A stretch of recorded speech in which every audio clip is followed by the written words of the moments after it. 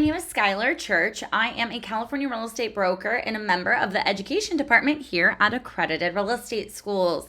So I wanted to talk to you a little bit about the California real estate state exams and kind of what nobody really talks about. And so I like to bring this up as us at Accredited, all we do is the state of California. We don't do any other state, and all we do is the real estate salesperson and broker state exams. We're not a brokerage. We don't do any other state. We don't do any other type of exam. So we're really, really good at knowing the California real estate exam.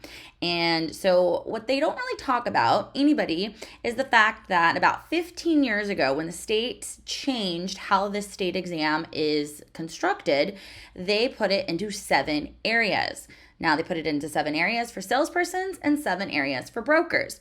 A lot of the times students think that, hey, these are going to be 2 different content outlines. But no, for salesperson and brokers, they are the same. And I want to show you how the difference between salesperson and brokers, but the similarities of the content.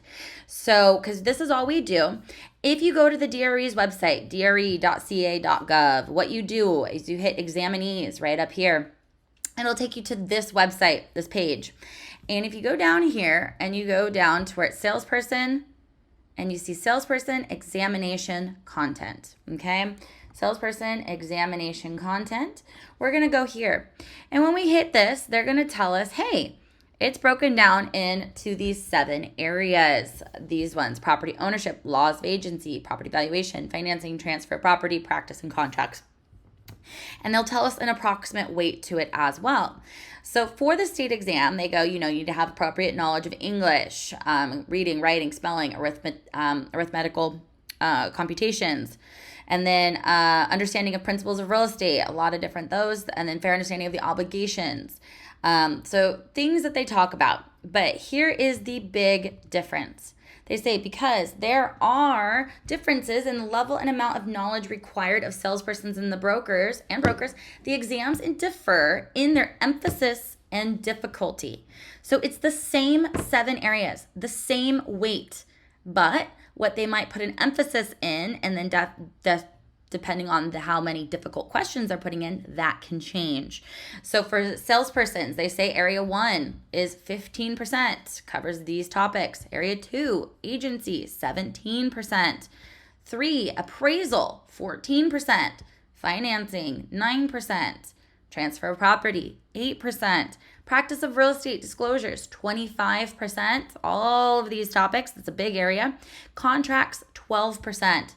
So this is the salesperson exam, and they say you need to have a 70%. It's a weighted 70%. But if you go back, so we're going to go backwards real quick, and we're going to go to broker. So you look on the broker end of it, broker examination content. So you have to get a 75%. But the funny thing about this is the 7 areas, the understanding, very similar to where you go property, area 1, 15%. 2, agency, 17%, appraisal, 14%, financing, 9%, transfer, 8%, practice, 25%, contracts, 12%. So these same content outlines for salesperson and brokers. Salespersons are now being tested on broker content. This changed about 15 years ago to these 7 areas. Now, are they always adding more material within the 7 areas? Definitely. So that's what we keep up with. We teach to these 7 areas. And as a salesperson, you have to get a weighted 70%. As a broker, just know it's these same 7 areas, but you have to be much more proficient in it because they're going to add a lot more difficult questions. All the questions are pretty tricky, but they're going to make sure the broker especially is on the challenging side. So they might differ in emphasis, and so maybe more questions in a certain area for brokers, but it's the same 7 content outlines that they use for salesperson and brokers. So when you see people going, oh, the salesperson and the brokers, very different exams. No, it's the same areas. But brokers need to be much better at the material. So I know this sounds crazy. This might be blowing your mind on it because this doesn't make sense. Down the road, they have been talking about changing this. But as it sits right now, you can even double check this on the Department of Real Estate's website. It is the exact same content outline. To RE 425, or you can type in examination description. So you look this up. It is also these same 7 areas, and they give you sample questions here as well. So kind of crazy, but it is the same for salespersons and brokers. But they say because there are differences in the level and amount of knowledge required of salespersons and brokers, the exams differ in their emphasis and difficulty. That is the only difference.